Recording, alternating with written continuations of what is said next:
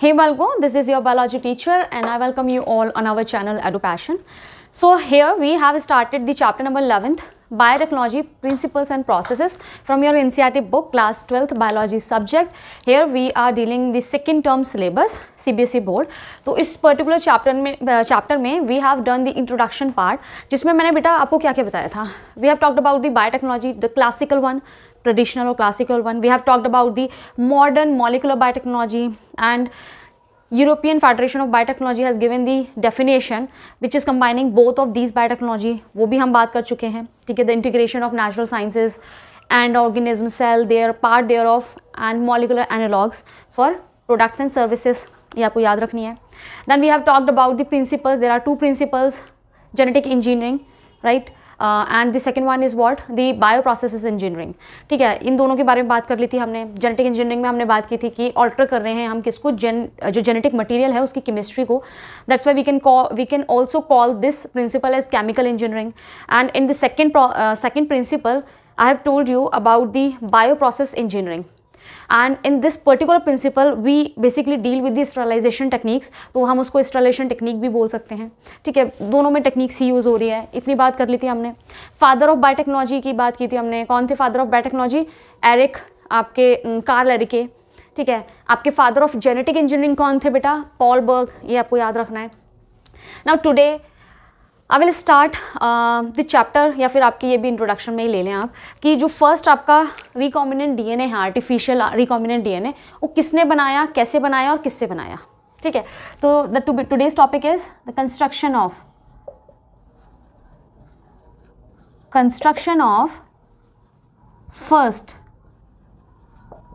First artificial recombinant DNA.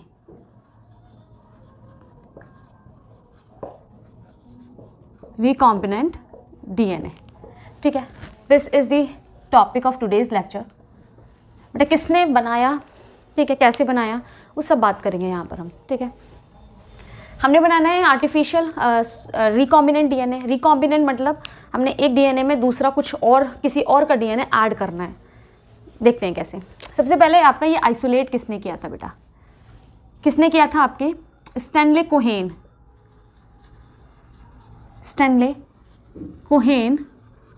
and Herbert Boyer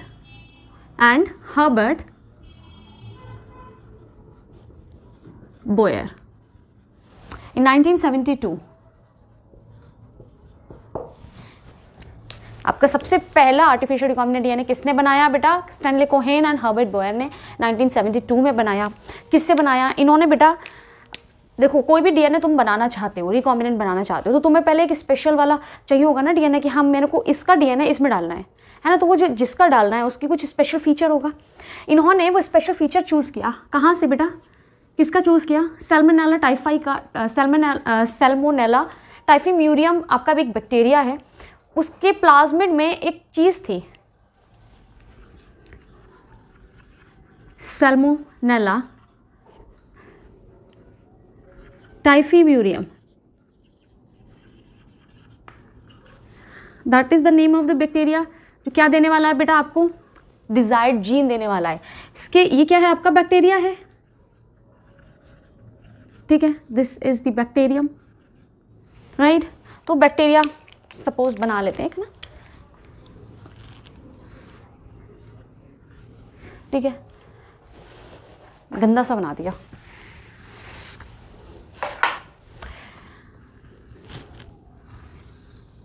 suppose this is the salmonella typhimurium. ठीक है, ये आपका bacterium है. इनका खुद का क्या होगा? जेनेटिक मटेरियल होगा जो ये पढ़ा है. ठीक है, इससे हमें कोई मतलब नहीं है. लेकिन आपने क्या पढ़ा? एक चीज़ पढ़ी थी कि प्रोकैरियोटिक सेल्स में ये क्रोमोसोमल डीएनए है. इससे अलग हटके भी आपके डीएनए होता है. ठीक है, उससे अलग हटके भी बेटा आपका डीएनए होता है, जिसको मैं यहाँ बना रही हूँ. इसका क्या नाम है? इसका नाम है बेटा प्लाज्मिड. सारे बैक्टीरिया में प्लाज्मिड नहीं होता है. ठीक है, ये प्लाज्मिड होता क्या है? ये भी जेनेटिक मटेरियल है। जेनेटिक मटेरियल मत कंसिडर करो इसे, एक्स्ट्रा क्रोमोसोमल है, वो आपकी बॉडी फंक्शनिंग के लिए ये कोई ना इंपॉर्टेंट चीज़ नहीं है कि जिस बैक्टीरिया में नहीं होगा तो वो बैक्टीरिया बेचारा मर जाएगा, सर्वाइवल के लिए इंपॉर्टेंट नहीं है। लेकिन जो स्पेशल फीचर्स होते हैं बैक्टीरिया के, जो स्पेशल कैरेक्टरिस्टिक्स होती हैं, जैसे वो एंटीबायोटिक रेजिस्टिविटी मिलती है उनको, वो इसी प्लाज्मिड से मिलती है, ठीक है, इसी प्लाज्मिड से। अब इसकी क्वालिटीज़ क्या क्या है ये इंपॉर्टेंट है बेटा। जो आपका प्लाज्मिड होता है ये ऑटोनॉमसली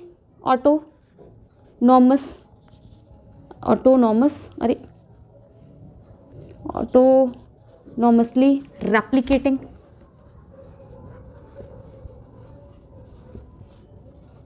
दैट मीन्स खुद से सेल्फ रेप्लिकेटिंग है ये, इसको आप सेल्फ भी लिख सकते हैं। सेल्फ रेप्लिकेटिंग मतलब खुद से रेप्लिकेट हो रहा है, उसको कोई मतलब नहीं है उसके डीएनए से। जिस बॉडी का आपका ये प्लाज्मिड है ये क्या है, आपका ऑर्गेनिज्म है। This is what the bacterium, bacterium का जेनेटिक मटेरियल ये है बेटा। और जेनेटिक मटेरियल क्या होता है, जो आपके उस बॉडी की इंफॉर्मेशन रखता है पूरी, ठीक है, उससे अलग हटके है ये, इससे कोई मतलब नहीं है, ये खुद से ही रेप्लिकेट कर रहा है, ठीक है। पहला अच्छा सा फीचर इसका ये है। दूसरा आपका क्या है बेटा, ये सेल्फ रेप्लिकेटिंग एक्स्ट्रा क्रोमोसोमल है, ये एक्स्ट्रा क्रोमोसोमल है, क्रोमोसोम एक्स्ट्रा है ना यहाँ पर। ये नॉर्मली ये आप जेनेटिक मटेरियल उससे अलग हटके डीएनए है आपका, ये तो एक्स्ट्रा क्रोमोसोमल है।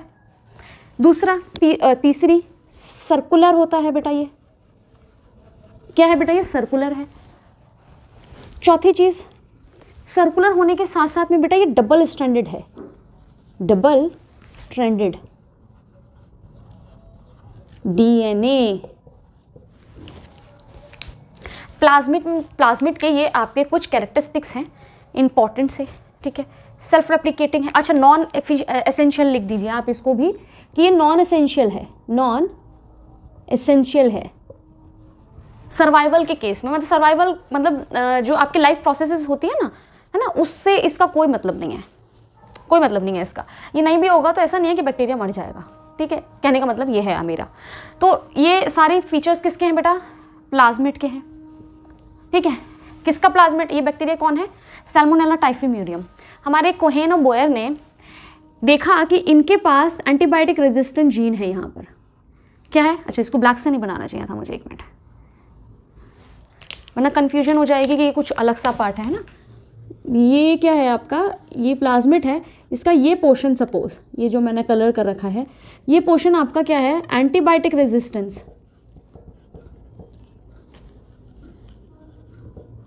रेजिस्टेंस जीन है। ये जीन आप लोग जानते हैं, डीएनए का वो पोर्शन जो कि आपके कैरेक्टरिस्टिक या फिर एक्सप्रेस हो रहा है एक प्रोटीन की फॉर्म में, वो उसको जीन कह रहे हैं आप। तो ये एंटीबायोटिक रेजिस्टेंस कुछ मॉलिक्यूल बनाएगा, उसकी इंफॉर्मेशन रखता है, ठीक है, जिससे कि एक मॉलिक्यूल बनेगा जो एंटीबायोटिक रेजिस्टेंस होगा। तो सैल्मोनेला के पास में क्या क्वालिटी है बेटा कि ये क्या है, एंटीबायोटिक रेजिस्टेंस है, एंटीबायोटिक रेजिस्टेंस शो करता है, एंटीबायोटिक रेजिस्टेंस, ठीक है, शोज एंटीबायोटिक रेजिस्टेंस। किसकी वजह से शो कर रहा है, because of the presence of anti resistant gene, antibiotic resistance gene, because of the presence of antibiotic resistance gene.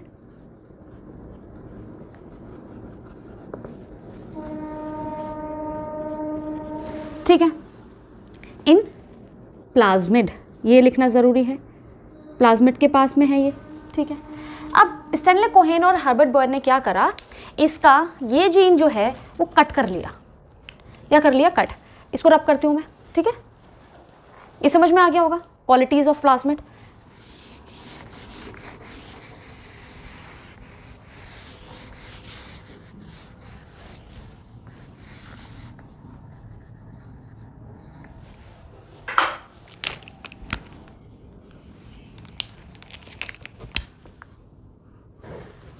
क्या किया, मुझे ये जीन चाहिए, जेनेटिक इंजीनियरिंग यही तो थी बेटा, क्या थी आपकी, जो डिजायर्ड जीन है उसको निकाल के आपको ने किसी और ऑर्गेनिज्म में डाल दिया, ठीक है। तो मैंने यहाँ से ये जीन निकालना है, यहाँ से मुझे कट करना है ना, यहाँ से मैंने क्या करना है बेटा, कट करना है, सबसे पहला मेरा जो टास्क है वो ये है कि पहले मैं पहचानना है कि मुझे कौन सा जीन चाहिए, कौन सा डीएनए में वो मेरा जीन है। तो मैंने पहचान लिया कि सैल्मोनेला टाइफीम्यूरियम बैक्टीरिया के प्लाज्मिड में ये जीन प्रेजेंट है, ठीक है। तो मैंने इस जीन को निकालना है यहाँ से। दूसरी चीज़ मैं क्या करूँगी, इसको कट करके निकालूंगी, पूरा नहीं निकालूंगी क्योंकि बाकी जीन्स के क्या है मेरे को नीड नहीं है ना, डिज़ायरेबल जीन ही मुझे लेना है। तो this is what the desirable gene, desirable gene है ये, ठीक है, जीन है, इसको कट करना है बेटा।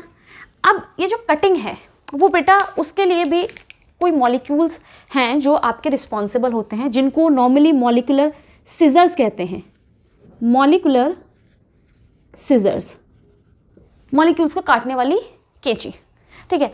इनका नाम है कुछ जिनको बोलते हैं बेटा restriction enzyme, restriction enzyme. Basically ये रेस्ट्रिक्शन एंडोन्यूक्लियस यूज़ करते हैं, एंडो क्या है एक्सो क्या होगा वो हम आगे बात करेंगे। तो रेस्ट्रिक्शन एंजाइम केमिकल है जिसको यूज़ करके हमने डीएनए में कट लगाएंगे, ठीक है। ऐसे ही बस दिमाग में रखो, ऐसे ही, मतलब अभी ज़्यादा दिमाग दौड़ाना मत क्योंकि रेस्ट्रिक्शन एंजाइम के बारे में भी आगे एक्सप्लेनेशंस हैं, ठीक है। जितना समझाया जा रहा है जिस स्टेज पे बस उतना ही दिमाग चलाओ, ज़्यादा नहीं। रेस्ट्रिक्शन एंजाइम ने इसको कट कर दिया, ठीक है। ये पॉसिबल कब हुआ, क्योंकि इसकी डिस्कवरी हो गई थी। मैंने ये कट कर दिया जीन, ठीक है। कट करने के बाद में क्या होगा बेटा, ये बाहर निकाल लिया मैंने, है ना, मैंने कट कर लिया, ये जीन मेरे पास आ गया, आ गया। ये क्या है बेटा, डिज़ायर्ड जीन है मेरे पास, ये आ गया मेरे पास डिज़ायर्ड जीन, डिज़ायरेबल जीन या डिज़ायर्ड जीन।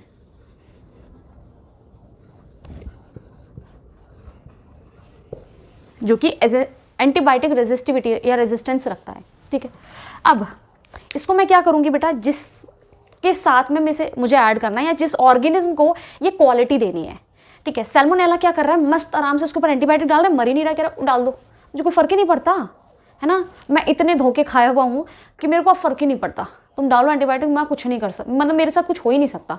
तो वो क्यों नहीं हो रहा है, क्योंकि उसके प्लाज्मिड में ये एक जीन है जो कि उसकी अगेंस्ट आपके क्या है केमिकल्स बना रहा है, ठीक है, मॉलिक्यूल्स बना रहा है। अब मेरे को यही एबिलिटी चाहिए इसके दोस्त में, ठीक है। तो इनके दोस्त में, इनका दोस्त कौन है बेटा, ई कोलाई, ऐसे याद कर लो, दोस्त वोस्त नहीं है, इनके जैसा ही मॉलिक्यूल है ई कोलाई, ये भी बैक्टीरियम है, ठीक है, ये भी बैक्टीरियम है, एस्केरिशिया कोलाई। इनको हमें ये डिज़ायर्ड जीन देना है। अब बैक्टीरियम है ये भी बेटा, ठीक है, सैल्मोनेला टाइफीम्यूरियम की तरह ही। इनके पास ये रहा आपका क्या, बैक्टीरिया, ओके। इनका जेनेटिक मटेरियल ये पड़ा है।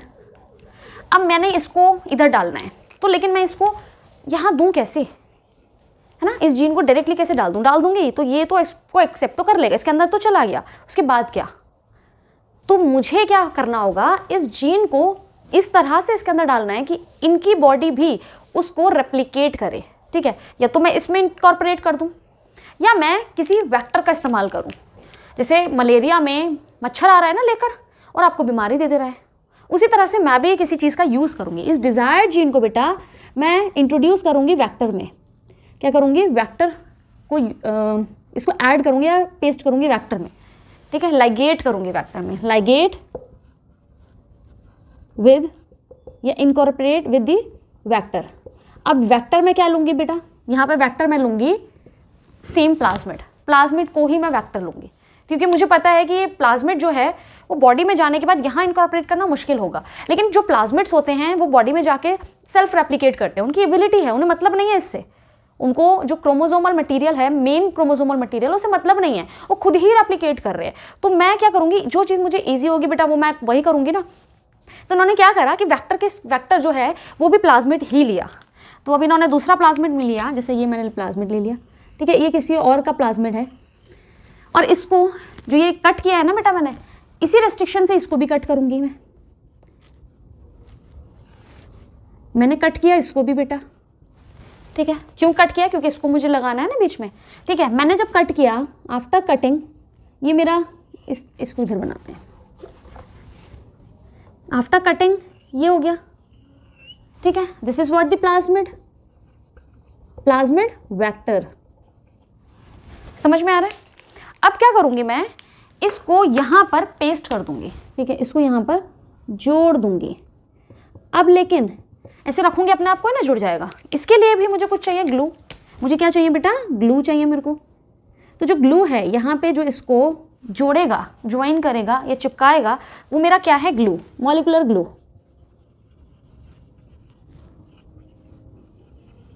उसका नाम होता है, क्या नाम होता है? DNA ligase. डीएनए लाइगेज, ठीक है। लगाने के बाद में ये दोनों जुड़ जाएंगे। अब ये मेरे पास पूरा क्या आ गया? आपके पास ये पूरा जो मॉलिक्यूल है that is what? The recombinant plasmid. क्या हो गया ये? इसको बोल सकते हैं ना रिकॉम्बिनेंट प्लाज्मिड। रिकॉम्बिनेंट प्लाज्मिड, और डीएनए बोल दूं मैं इसको। रिकॉम्बिनेंट डीएनए बोल सकती हूँ। प्लाज्मिड क्या होता है बेटा? Double standard DNA, double standard circular DNA है, ठीक है। तो रिकॉम्बिनेंट डीएनए बना दिया मैंने। इसका जीन लेकर मैंने किसी और वेक्टर में पेस्ट कर दिया, तो क्या है ये आपका रिकॉम्बिनेंट हो गया। अब मैं इसको क्या करूँगी बेटा? इस रिकॉम्बिनेंट को इसमें इंट्रोड्यूस करा दूंगी, इंट्रोड्यूस्ड, और ये मेरा क्या होगा? As a host cell, host organism या फिर होस्ट सेल, होस्ट सेल या फिर होस्ट ऑर्गेनिज्म। मैंने यहाँ इसको क्या करा दिया? इंट्रोड्यूस करा दिया। अब ये आ गया वेक्टर लेकर मेरा डिजायरेबल जीन, ठीक है। ये जीन आ गया मेरे पास यहाँ पर। अब ये जो होस्ट है, ठीक है, इसके अंदर बेटा ये प्लाज्मिड क्या होगा? रेप्लिकेट करेगा। सेल्फ रेप्लिकेटिंग है तो अंदर जाने के बाद में क्या करेगा बेटा? रेप्लिकेशन। ये इसके बाद इंट्रोडक्शन के बाद क्या करेगा? रेप्लिकेशन, ठीक है। क्या करेगा? रेप्लिकेशन। रेप्लिकेशन मतलब कि अपनी ही और अपने जैसी कॉपीज बनाएगा, और ठीक है। फिर फर्दर ये डिवाइड होंगी सेल्स। जब ये डिवाइड होगी, हमारी ई कोलाई डिवाइड होगी, तो ये क्या करेगी बेटा? इन प्लाज्मिड्स को नेक्स्ट जनरेशन में भी पास ऑन करेगी, है ना। इससे होगा क्या? अब ये जो डिवीजन हो रहा है बेटा, ये जो रिकॉम्बिनेंट डीएनए की जो क्लोन, ये आपकी क्या हो रही है? रेप्लिकेशन हो रहा है। Replication of recombinant DNA, recombinant DNA, इसको मैं in the host cell, replication of the recombinant DNA या फिर वेक्टर, ये जो आपका रिकॉम्बिनेंट ही आया है, इसका जो रेप्लिकेशन हो रहा है बॉडी के अंदर, that is called gene cloning. इसी को क्या बोलेंगे आप? क्लोन ही तो कर रहे हैं। देखो, जो मैंने सिंगल बनाया, लेकिन बॉडी के होस्ट ने क्या कर दिया? उसको रेप्लिकेट करवाया। रेप्लिकेशन करने की वजह से जो जीन मेरा था उसकी कॉपीज बन गई, बहुत सारी मल्टीपल कॉपीज बन गई। समझ रहे हो? मल्टीपल कॉपीज मतलब 1000 कॉपीज तक बन सकती हैं। तो ये क्या कर रही हूँ मैं? एक जीन से मैंने 1000 जीन्स बना लिए। तो ये मैंने क्या किया है बेटा? क्लोनिंग। इसको बोलते क्या है? Gene cloning.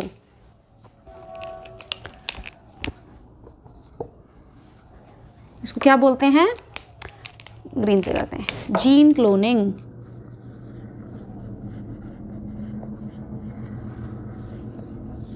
जीन क्लोनिंग क्या है? The replication of the recombinant DNA in the host cell can be considered as gene cloning. क्योंकि मैंने वो जो रिकॉम्बिनेंट डीएनए लिया उसमें मेरा डिजायरेबल जीन है और उसकी मैं कॉपीज बना रही हूँ, है ना। मेरा होस्ट ऑर्गेनिज्म उसकी कॉपीज बना रहा है। समझ में आ रहा है? अब ये जब एक्सप्रेस होंगे, ये जीन्स बेटा जो मैंने लिए हैं एंटीबायोटिक रेजिस्टेंट जीन्स, जब ये एक्सप्रेस होंगे तो वो क्या बनाएंगे? एंटीबायोटिक्स बनाएंगे। तो क्या मेरा ये ई कोलाई है, अब जो होस्ट सेल है, वो मेरे को बहुत सारे एंटीबायोटिक बनाकर देगा ना। समझ में आई ये चीज़? समझ में आई ये चीज़ बेटा? हमने क्या किया? स्टैनले कोहेन और आपके हर्बर्ट बॉयर ने क्या करा? आपके सैल्मोनेला टाइफीम्यूरियम के प्लाज्मिड में एक तरीके का जीन प्रेजेंट था जो कि एंटीबायोटिक रेजिस्टेंस प्रोवाइड कर रहा था किसको? सैल्मोनेला टाइफीम्यूरियम को। वहाँ से वो जीन निकाला मैंने, लेकिन कट करके निकालना पड़ेगा मुझे। जो मेरी सिजर थी उसका नाम क्या था? Restriction enzyme. मैंने उससे कट किया, वो पर्टिकुलर जीन निकाला। उस जीन को मैं डायरेक्टली अपने होस्ट को नहीं दे सकती थी, तो मैंने यूज़ करा किसका? एक वेक्टर का, ठीक है। वेक्टर का यूज़ करा। वेक्टर क्या था मेरा? प्लाज्मिड था। क्यों मैंने प्लाज्मिड को चूज़ करा? क्योंकि प्लाज्मिड के कुछ स्पेशल कैरेक्टरिस्टिक्स हैं जो बड़ी इंपॉर्टेंट हैं, बड़ी बेनिफिशियल रहेंगी इस प्रोसेस के लिए। जैसे कि उसका सेल्फ रेप्लिकेटिंग होना, उसका डबल स्टैंडर्ड होना, ठीक है। और आपका क्या है? उसको यूज़ करने की वजह से मैंने क्या करा? मैंने उस जो डिज़ायरेबल जीन मैंने कट किया था वो मैंने प्लाज्मिड में लगाया, लेकिन प्लाज्मिड को भी मुझे कट करना पड़ेगा पहले, है ना। देखो, ये जो कट की बात कर रही हो ना, क्यों मैंने उसको भी कट किया, ये सब हम आगे पढ़ेंगे। बस सोचो, ऐसी जो मैं बोल रही हूँ ना उसको इमेजिन करो। मैंने कट किया, अब मैंने जितनी जगह कट किया ना उसी जगह पे मैंने जीन को पेस्ट कर दिया, तो मेरा एक नया प्लाज्मिड बनेगा नए कॉम्बिनेशंस के साथ में। अब ये जो नया कॉम्बिनेशन ऐड हुआ है जिसकी वजह से इस पूरे डीएनए को मैं बोल सकती हूँ रिकॉम्बिनेंट डीएनए, बोल सकती हूँ मैं रिकॉम्बिनेंट डीएनए। मैंने रिकॉम्बिनेंट प्लाज्मिड या डीएनए बना लिया, इसको मैं इंट्रोड्यूस करूँगी होस्ट ऑर्गेनिज्म में फॉर जीन क्लोनिंग। ये जो जेनेटिक मटेरियल है ना, मतलब जो आपकी क्या है बायोटेक्नोलॉजी है या रिकॉम्बिनेंट डीएनए टेक्नोलॉजी है, वो दो कारणों से की जाती है। तो मुझे कुछ प्रोडक्ट चाहिए, ठीक है, मुझे प्रोडक्ट चाहिए, या फिर मैं ऑर्गेनिज्म के फिनोटाइप को बदल देती हूँ, ठीक है, दो चीज़ें करती हूँ मैं। अगर मुझे प्रोडक्ट चाहिए, बेसिकली मोस्टली आपके ये जो हो रहा है ना वो प्रोडक्ट के लिए हो रहा है।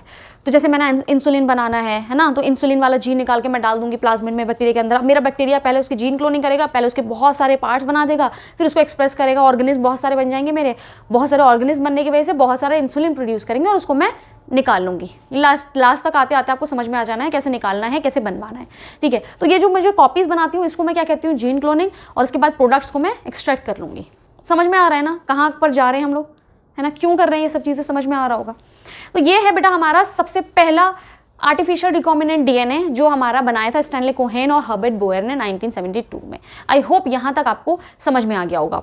अब यहाँ पर टॉपिक खत्म नहीं होता है, एक और 3 स्टेप्स हैं जो आपको पढ़ने हैं। 3 स्टेप्स क्या कहते हैं, जो ये मैंने पूरा किया है ना, इन्हीं के बेसिस पे आपके जेनेटिक मटेरियल के 3 बेसिक स्टेप्स निकल के आते हैं बाहर। वो बेसिक स्टेप्स क्या है बेटा, वो बेसिक स्टेप्स क्या हैं आपके, वो बात करते हैं।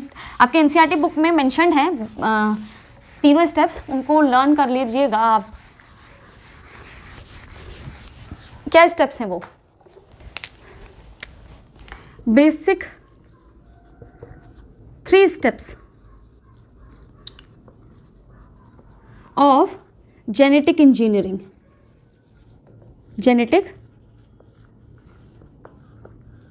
engineering while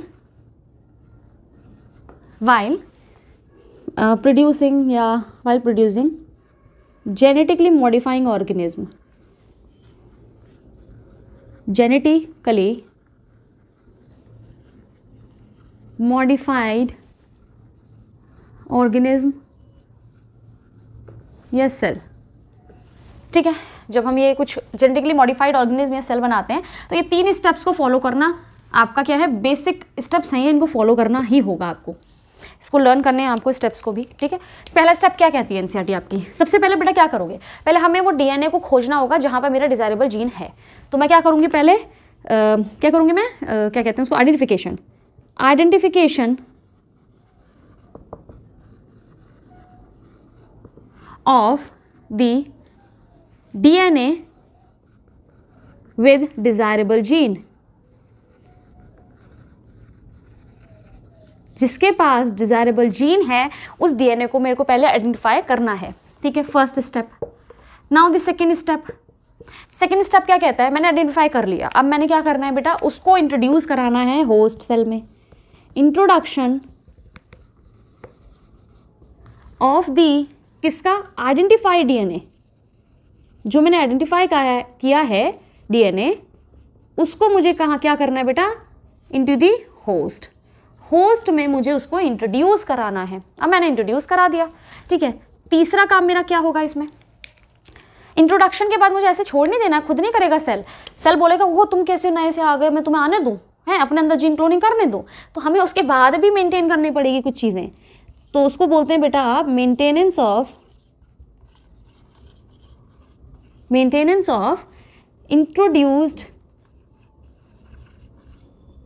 introduced DNA in the host and किसको और भी चीज़ों को देखना बेटा, इनहेरिटेंस को भी देखना है कि नेक्स्ट जनरेशन में जाएगा या नहीं जाएगा, उसका भी हमें ख्याल रखना है। सो एंड द ट्रांसफर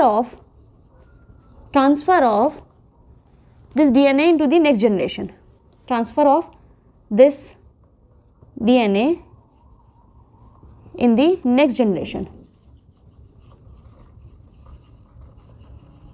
एक मिनट मैं वर्डिंग्स देख लूँ बेटा बुक में।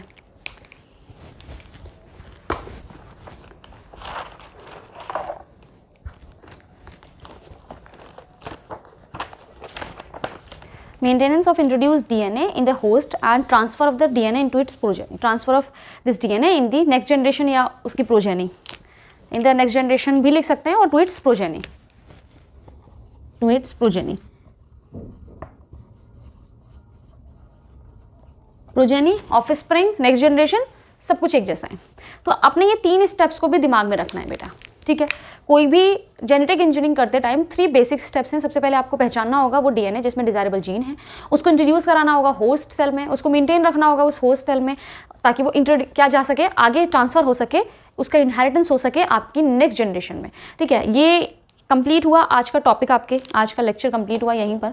हमने आज construction of first artificial recombinant DNA पढ़ा, जो कि स्टैनले कोहेन और हर्बर्ट बोवेन ने दिया था आपका। कहाँ से लिया था? सैल्मोनेला टाइफीम्यूरियम से लिया, एंटीबायोटिक रेजिस्टेंट जीन, और उसको ई कोलाई में डाल दिया, ठीक है, through a vector called plasmid. Plasmid क्यों लिया था? प्लाज्मिड के कुछ मैंने फीचर्स बताए थे, जैसे कि एक्स्ट्रा क्रोमोजोमल है, ये सर्कुलर है, सेल्फ रेप्लिकेटिंग है, डबल स्ट्रैंडेड डीएनए है और नॉन एसेंशियल है। जो स्पेशल फीचर्स हैं वो रखता है, ठीक है। उसके बाद हमने इस चीज़ में कटिंग के लिए हमने एक मॉलिक्यूल का यूज़ किया जिसका नाम था रेस्ट्रिक्शन एंजाइम, और हमने उसको जोड़ने के लिए एक मॉलिक्यूल का यूज़ किया, उसका नाम था डीएनए लाइगेज, ठीक है। इसके बाद नेक्स्ट लेक्चर में हम लोग स्टार्ट करेंगे बेटा tools of recombinant DNA technology या जेनेटिक इंजीनियरिंग में क्या क्या टूल्स इस्तेमाल होते हैं, जो औजार इस्तेमाल होने वाले हैं, हम उनकी बात करेंगे, ठीक है। उसी में आपका रेस्ट्रिक्शन एंजाइम भी आएगा, डीएनए लाइगेज भी आएगा, उसमें हम आपके प्लाज्मिड की भी बात करेंगे, कैसे मेंटेन कर रहे हैं उसकी भी बात करेंगे। तो सब कुछ मिल जाएगा आपको इस चैप्टर में, बस थोड़ा सा धैर्य रखिए और हल्के हल्के आपको सब कुछ मिलेगा, ठीक है। सो टिल देन पढ़ते रहिए and God bless you all.